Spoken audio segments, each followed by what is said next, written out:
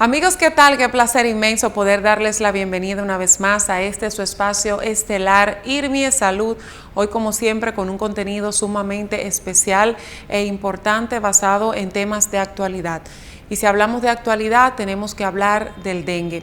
La situación del dengue sigue arropando al país y con ello a la población infantil y adulta. Por lo tanto, IRMIE está comprometido con brindarles a ustedes informaciones de calidad con respecto a esta enfermedad, la manera de prevenirla y muchos tabúes que existen por ahí que tenemos que empezar a erradicar. Eso estaremos presentándoselos a ustedes, pero también vamos a hablar en la noche de hoy sobre el sarampión. Esa enfermedad que tenemos entendido fue ya erradicada, pero que recientemente Salud Pública hizo una advertencia. Eso usted no se lo puede perder luego de esta pausa. Stephanie Martínez les da la bienvenida. Pónganse cómodos porque esto apenas comienza. Amigos, y ya estamos aquí con la doctora Dayanara Guerrero y como siempre es más que un privilegio contar con su presencia, una especialista con un gran dominio del tema de la epidemiología. Es la directora de ese departamento aquí en el Instituto Regional Materno Infantil y Especialidades y la hemos convocado para hablar específicamente, ya que ustedes estuvieron viendo todas las declaraciones que dio en el programa Contacto Directo sobre el dengue. En esta ocasión vamos a hablar sobre sarampión a raíz de esta alerta epidemiológica que emitió el Ministerio de Salud Pública. Formalmente bienvenida, doctora. Muchas gracias, Stephanie. Para mí siempre es un placer compartir y estar apoyando a nuestro pueblo, a nuestra comunidad y estar aquí a favor de IRMIE dando la cara en lo que es la cuestión de salud en todo el territorio nacional. Doctora, me siento muy afortunada de estar aquí. Muchas gracias. El sarampión, que para mucha gente ha sido erradicado y Salud Pública emite esta alerta epidemiológica. ¿A qué nos estamos enfrentando? Bien, lo primero que tenemos que hacer es hablar un poco del sarampión para poder enseñar a la población ante cualquier síntoma de esta categoría puedan acudir al médico y también tomar en cuenta de que las vacunas son muy importantes y en nuestro país contamos con la vacuna del sarampión, que no solamente cubre para sarampión, sino también para rubeola, que es uno de los diagnósticos diferenciales. Es importante que los padres tengan en cuenta lo que es la vacunación en los niños, porque es una enfermedad que mayormente afecta mucho a niños menores de 5 años, mayormente de 12 a 18 meses. ¿Por qué? Porque es la etapa donde mayormente nosotros vacunamos.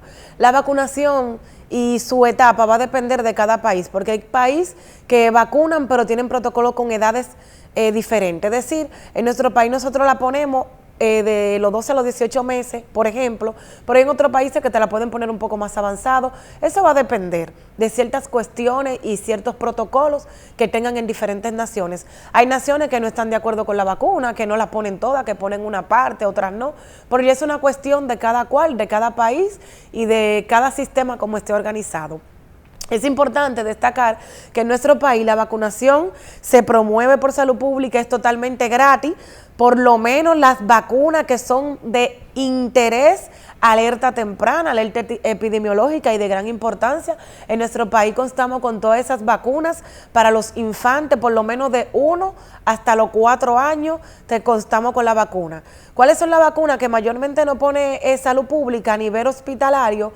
Que tengo entendido que antes llegaban algunas de varicela, algunas de hepatitis A, el meningococo, pero sí constamos a nivel de hospital público que todo el mundo tiene acceso y no tiene ningún costo, el sarampión, rubeola, influenza, tenemos la pentavalente que cubre para meningococo y otras vacunas también que están en los esquemas de nuestro país.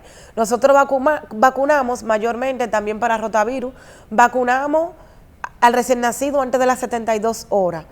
Si no tiene ninguna comorbilidad, si es un niño que tiene un bajo peso o es un niño que tiene una condición que se evalúa en el protocolo, ya ahí es otra cuestión. Pero todos los niños que nacen se vacunan antes de las 72 horas, se ponen sus primeras 2 dosis de vacuna.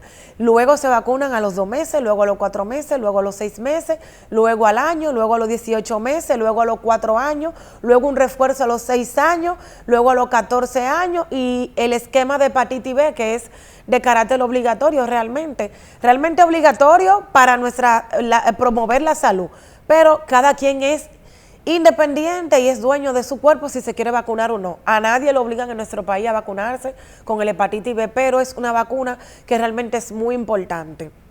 Realmente. Con relación al sarampión, vamos a hablar un poco de sarampión. Tiene muchos diagnósticos diferenciales, tiene mucha tela que cortar.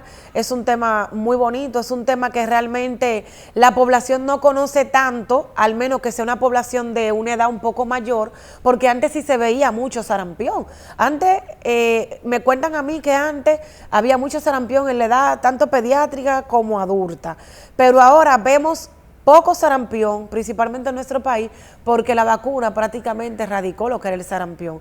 Porque el sarampión tiene una cuestión y es que crea una inmunidad de por vida. Inmediatamente a ti te dio sarampión, a ti no te vuelve a dar más sarampión.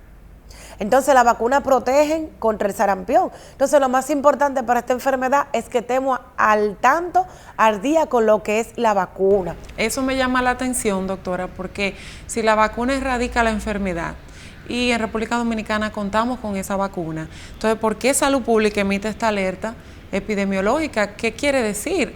Que existen personas que quizás se niegan, se resisten a la vacuna y que estamos frente a la posibilidad de algún brote de esta enfermedad. Bien, lo importante es que Salud Pública tiene control y dominio de lo que es la vacunación, mandando las vacunas y haciendo campañas de vacunación, porque de hecho, si algo se hace en nuestra población es que se sale a vacunar y se dice que hay que vacunar a los niños.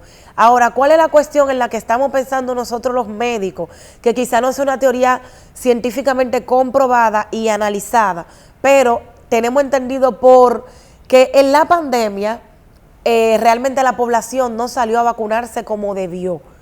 Hubieron muchas madres que no vacunaron a sus niños por el cuestión del COVID.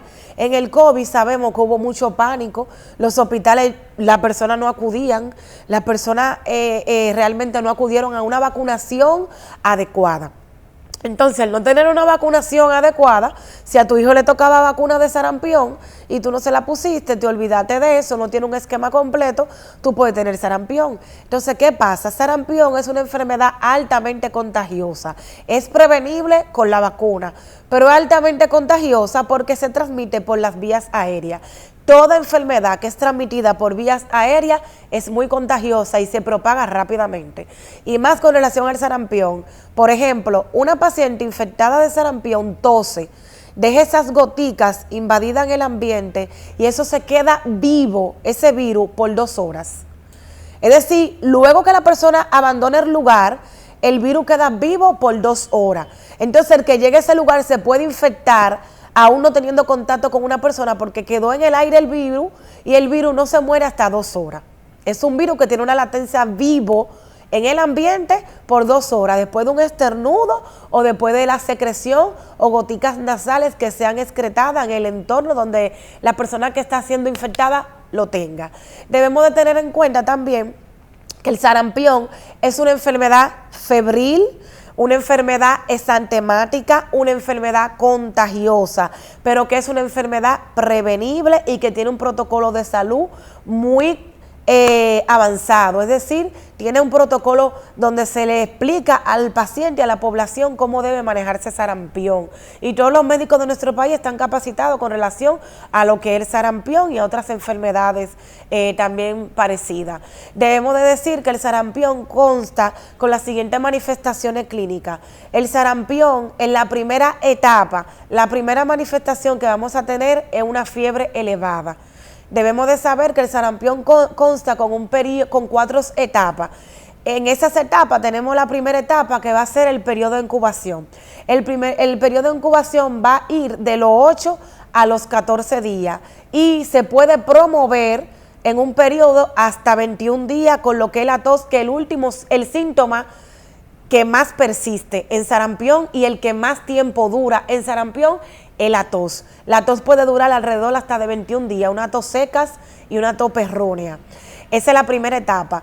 En esa etapa, que es donde aparece la fiebre mayormente, lo vemos ya en el periodo que acabo de decir, también tenemos una etapa que es la etapa crítica, tenemos una etapa donde aparece un exantema y tenemos una etapa donde aparece un enantema. El enantema se llama así porque aparece en la boca Y en la boca aparece también un exudado, que podemos tomar muestra de ese exudado. También tenemos lo que son las manchas de Kopling, que son características esenciales para poder distinguir el sarampión de otras enfermedades. ¿Por qué? Porque, por ejemplo, el sarampión tiene algunas enfermedades que son diagnóstico diferencial, pero cada enfermedad tiene un signo patonomónico que lo clasifica como que usted puede decir, eso es sarampión, eso es rubeola, eso es zika, eso es chikungunya, eso es dengue. En el caso del sarampión, el exantema es un exantema descendente, es un exantema simétrico, es un exantema que lo podemos describir que comienza por la parte retroauricular de la oreja, podemos encontrar ganglios linfáticos alterados a la región del cuello, luego se va expandiendo hasta la región del tronco, vemos un exantema diseminado que luego baja a la palma de la mano y a las plantas de los pies. También podemos ver un exantema muy difuso. Y algo importante, en el dengue no siempre lo vemos, pero hay algo en el dengue que se llama tierra blanca mal rojo o mal rojo tierra blanca. Este es un signo que no lo vemos siempre en el dengue, pero sí puede aparecer en el dengue, por eso es una enfermedad que se hace como diagnóstico diferencial también de sarampión, porque todas las enfermedades exantemáticas son diagnóstico diferencial de las que también son. Doctora, entiendo que este tiempo es de gran reto para ustedes como epidemiólogos por la situación que porque estamos viviendo, por todas estas alertas epidemiológicas. Tenemos el dengue, ya vimos ampliamente lo que es el sarampión. Para entrar ahora en la leptospirosis, porque hay también otro reporte que me gustaría, aprovechando su presencia, que nos dé su parecer. ¿Qué recomienda usted a la población en torno al sarampión? ¿Cuál es la mayor medida de prevención que puede tomar la persona? La medida de sarampión principal es que es prevenible con la vacuna, que los niños deben de ser vacunados porque son los más afectados. Los niños y las embarazadas y envejecientes son los más afectados. Entonces, ¿cómo lo prevenimos? Con la vacuna. Esa es la principal prevención y la principal medida según el protocolo de salud pública que debemos de tener para prevenir sarampión. Luego, si usted se presentó con un sarampión, ya usted tiene que tomar la medida. ¿Cuáles son las medidas? El aislamiento. Un paciente diagnosticado con sarampión 4 días antes o 4 días después del exantema debe de aislarse para que no contamine a otros pacientes. Y con eso contamos con pruebas que se hacen en nuestro país. La clínica le revela al médico, tanto al pediatra como al médico internista, el infectólogo, nos revela más del 80% de que eso es una enfermedad por sarampión.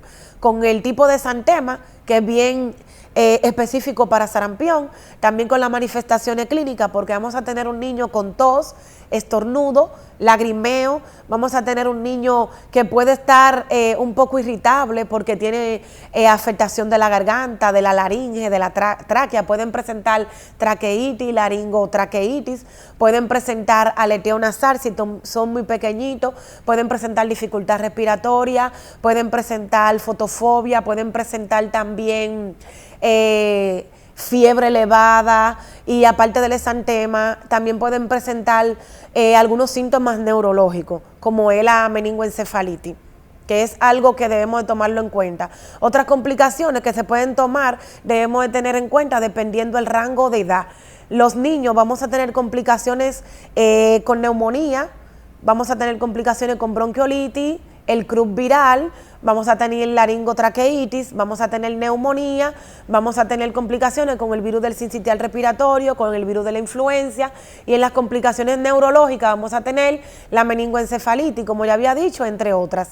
También podemos tener algunos pacientes se recuperan rápidamente, otros los síntomas persisten hasta 21 días, como yo dije, porque eso va a depender de tu inmunidad. Un paciente inmunodeprimido, un paciente con VIH, un paciente con una influenza tipo A, tipo B, un paciente que cursa con alguna enfermedad de base, diabético, está en sobrepeso, hipertensión arterial, esclerosis múltiple degenerativa, el lúpus, la escleroderma, enfermedades atópicas de la piel, enfermedades alimentarias, trastorno de nutrición, un marasmo, un cuachor. Estos pacientes van a tener más complicación y el periodo va a ser más prolongado que un paciente sano que no tiene ningún tipo de comorbilidad.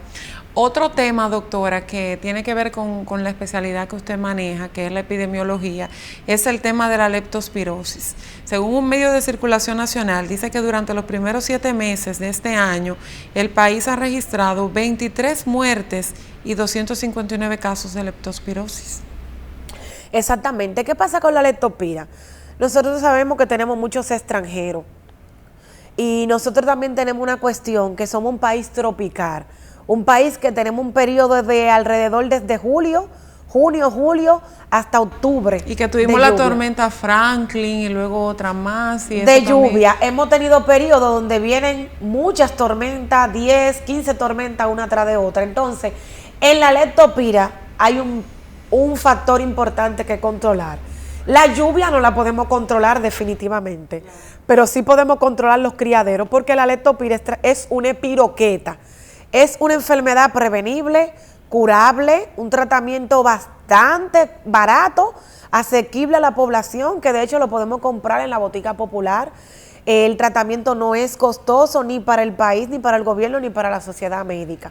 Es tratable y es prevenible. ¿Cómo podemos prevenir la leptospira? La leptospira es transmitida a través de la orina, la pipí del ratón, que es uno de los vectores que más conocemos. El murciélago, pero mayormente nosotros conocemos más, la población está orientada mayormente con que el ratón transmite leptospira. Entonces, ¿cómo podemos controlar eso? Controlando los criaderos. ¿Y cómo se controlan los criaderos? Para que los ratones, ¿dónde van los ratones? Donde hay muchas basuras. ¿Dónde van los ratones? Donde hay muchos regueros, donde hay muchas cosas acumuladas, mucha basura, mucho reguero que no son controlados, como decimos popularmente. Entonces, vamos a controlar eso con la higiene. Lo principal, lavar todos los trates. En nuestro país todavía, tengo entendido, la población no tiene de esos equipos que son lavaplatos, como en otros países desarrollados, y que se calientan dentro de esos aparatos se calientan los electrodomésticos. Quizás en nuestro país hay, pero la mayoría de la población no consta con esto. Pero sí tenemos lo que es el agua hervida. Entonces, cuando nosotros vamos a utilizar un instrumento para manejar alimentos, tenemos que controlar que ese instrumento, ya sea un plato, los cubiertos, la cuchara, los biberones de los niños, porque los niños pueden tener leptospira. La leptospira se puede manifestar en cualquier edad. Afecta a todas las edades, tanto niños, lactantes, adultos, pediátricos, envejecientes, embarazadas, afecta a todo el mundo. Lo principal es controlar, tener la medida preventiva de la organización, lavar los platos. Usted fregó no dejar acúmulo de trates, porque eso se llama ratones. Nunca se acueste con los trates sin fregar. Nunca se acueste con comida en el piso, comida o basura que tengan condimento alimentario, porque eso llama a los ratones, llama a cucaracha. Entonces, ¿qué pasa? Lo principal es lavarlo todo. Si usted le puede lavar los platos con una gotica de cloro, mucho mejor. Si no, con su detergente. No lo enjagüe nada más con agua, porque sabemos que hay algunas bacterias que si no es con el calor o con algún detergente no se mueren. Entonces, ¿qué debemos de hacer? Lavar bien los platos con detergente, secarlo bien, porque si tú no lo secas, en el residuo del agua puede estar la espiroqueta, que es la bacteria que transmite la leptospira. Entonces, de esa forma podemos controlar esta enfermedad. Y ojo con las manifestaciones clínicas. La leptospira no es igual que el dengue. La leptospira es mucho más mortal. Leptospira es algo que hay que caerle encima. Es una enfermedad prevenible, tratable, tiene un tratamiento que es muy asequible a la población, pero ojo, es una enfermedad altamente mortal. Si usted duró 5 días, 8 días con un paciente haciendo fiebre, probablemente su paciente no se va a salvar por leptospira, porque entran en daños hepáticos y en daños renales. Me preocupa porque veo o siento que esa enfermedad es muy subestimada. Se le presta como más atención al dengue y como que la leptospirosis. Sin embargo, dicen los reportes que la enfermedad o los casos de la enfermedad que notifica el país hasta el día 5 específicamente, hablaba de que había superado un 89% los reportados el año pasado, hasta esa misma fecha cuando el sistema de vigilancia notificó 136 contagios y 21 fallecimientos. O sea que en realidad está ahí, de una manera silenciosa, pero está ahí. y no Exacto. podemos, ¿verdad?, bajar la guardia. Exacto. La leptospira siempre va a estar con nosotros, porque nosotros no vamos a poder eliminar los ratones, porque es un animal que ya eso convive en nuestro país y en el mundo. Entonces, si el animal siempre existe, siempre va a existir leptospira. Entonces, ¿qué es lo más recomendable? Que la población tome en cuenta el protocolo a seguir. Eliminar criaderos, fregar bien los trates y ojo con los alimentos. A veces nosotros, los que somos de campo, de pueblo, venimos, déjame yo engancharme, a coger un mango y ¡yuau! Sin lavarlo me lo voy a comer. No es lo recomendable. Yo lo hice, lo he hecho, pero no es lo más conveniente. Las cerezas se cayeron en el piso del patio y vienen los muchachitos, los recogen para la boca. No es lo más recomendable. Yo tuve en una ocasión una niña hace 6 años que se infectó de leptospira por unas cerezas. En su patio había una mata de cereza, la mata goteaban la cereza y la niña jugaba con el juego de cocina con la cereza y la cereza al parecer estaban infectadas porque dice la madre que por ahí eso era un camino de ratones, que siempre había ratones. Parece que se infectó con la cereza. Entonces, usted recogió cereza, usted compró cereza en el mercado, ese jugo de cereza es muy bueno, tiene mucha vitamina C, pero lave la fruta, lávela con agua caliente, déjela un poquito en agua caliente. También venden un detergente para las frutas y los vegetales, lo podemos tener en los supermercados de nuestro país, están disponibles, no sé el nombre comercial, pero lo venden para desinfectar la fruta y desinfectar los alimentos. Los plátanos que usted compra en el mercado, lávelo, no los entre en su nevera sin lavar. Yo sé que nuestra población lo lava, pero yo estoy dando una alerta, estoy haciendo una alerta temprano. Laven los plátanos, laven los víveres, quítenle a la yuca, cómprese un brillito y brille esa tierra de la yuca que puede estar contaminada de leptospira, y después usted lava su yuca, la pela, la parte y la guarda en su nevera, o si la quiere partir de una vez bien, pero tiene que lavarla. Recomendable, póngase guante, porque usted puede pelar un plátano que esté contaminado en la cáscara, pero adentro usted lo echa sancoche en el agua, no se va a contaminar, pero sus manos quedaron contaminadas por una espiroqueta. Usted empieza a tener manipulaciones en la boca, en la nariz, a manipular alimentos con eso.